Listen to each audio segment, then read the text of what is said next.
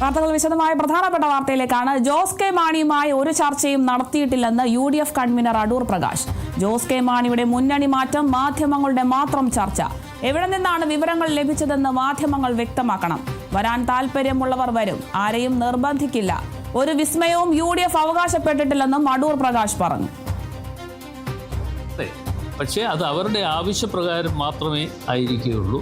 അതല്ലാതെ കണ്ട ഒരാളിനെ പോലും സമ്മർദ്ദം ചെലുത്തി ഞങ്ങളുടെ മുന്നണിയിലേക്ക് കൊണ്ടുവരാൻ വേണ്ടിയുള്ള പ്രവർത്തനങ്ങൾക്ക് ഞങ്ങൾ നേതൃത്വം കൊടുക്കില്ല.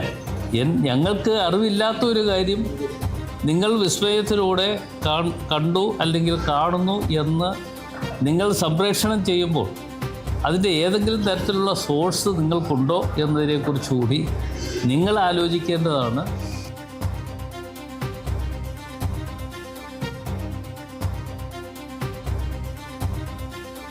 ജോസ് കെ മാണിയുമായി ഒരു ചർച്ചയും നടത്തിയിട്ടില്ലെന്നാണ് UDF കൺവീനർ അടൂർ പ്രകാശ് പറയുന്നത്. അഭ്യൂഹങ്ങളൊക്കെ നിലനിൽക്കുന്ന ഒരു സാഹചര്യത്തിൽ ഇന്നലെയായിരുന്നു ജോസ് കെ മാണി ഈ ഒരു മുന്നണി മാറ്റം എന്നുള്ള അഭ്യൂഹം തള്ളിയത്.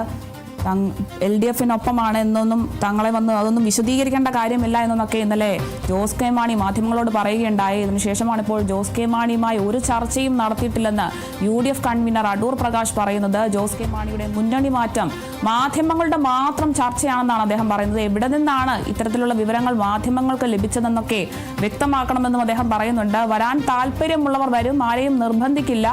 ഒരു വിസ്മയവും UDF അവകാശപ്പെട്ടിട്ടില്ലെന്നും അടൂർ പ്രകാശ് പറയുന്നുണ്ട്.